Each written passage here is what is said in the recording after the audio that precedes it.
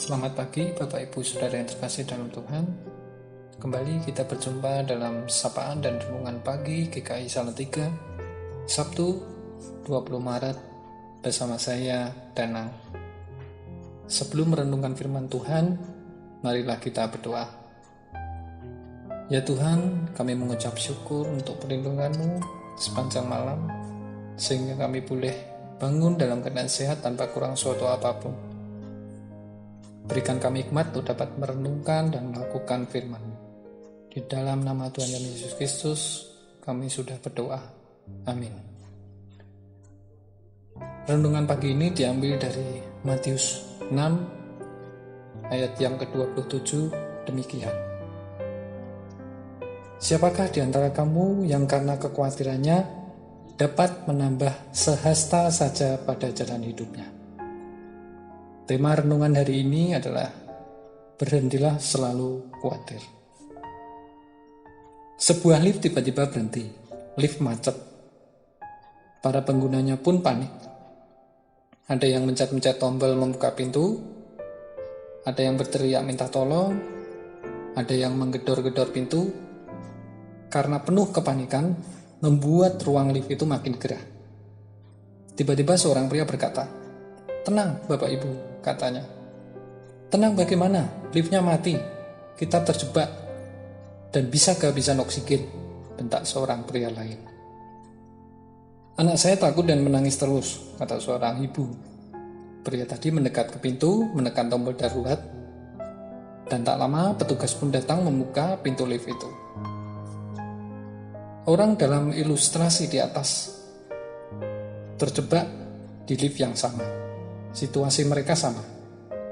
Tapi sementara ada yang panik, takut, dan khawatir, ada juga yang tetap tenang, sehingga bisa berpikir lebih jernih.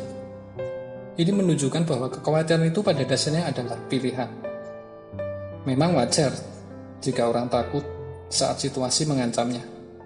Tapi, ketakutan bisa membesar jadi kecemasan dan kepanikan karena kita sendiri yang memberinya bahan bakar. Kita mulai membayangkan hal-hal yang lebih buruk atau memikirkan pengalaman buruk di masa lalu, cerita-cerita menakutkan dari orang lain, dan sebagainya. Renungkan lagi, apa gunanya membayangkan hal-hal seperti itu? Apakah itu membuat keadaan lebih baik? Tidak. Justru pikiran-pikiran itu memperburuk keadaan. Tak jarang keadaan yang tidak terlalu buruk bisa terasa sangat buruk karena kita sendiri menambahinya dengan kekhawatiran dan bayangan negatif lain. Dan ini bisa menyebar ke orang-orang di sekitar kita. Bayangkan jika semua orang lalu hanya berpikir buruk. Mereka akan saling menulari dan tidak ada yang cukup tenang memikirkan solusi. Itulah sebabnya Yesus berkata bahwa kekhawatiran itu tidak ada manfaatnya sama sekali. Kabar baiknya, kekhawatiran itu pilihan. Ada pilihan yang lebih baik, yaitu tetap tenang, lebih percaya pemeliharaan Tuhan, dan menyerahkan pergumulan itu kepadanya, daripada khawatir.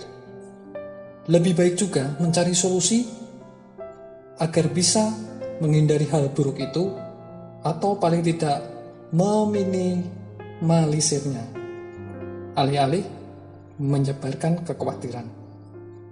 Alangkah lebih baik kita mengatur kata-kata kita agar suasana lebih positif, tenang, dan tidak makin tegang. Amin. Mari kita berdoa. Bapa, terima kasih untuk firman-Mu yang mengingatkan kami untuk senantiasa berserah dan memohon penyertaan Tuhan dalam setiap keadaan yang kami alami. Berikan kami kekuatan dan hikmat agar dapat kami lakukan dalam kehidupan kami. Terima kasih Bapa, di dalam nama Tuhan Yesus Kristus kami berdoa. Amin. Selamat beraktivitas, salam sehat, Tuhan Yesus memberkati.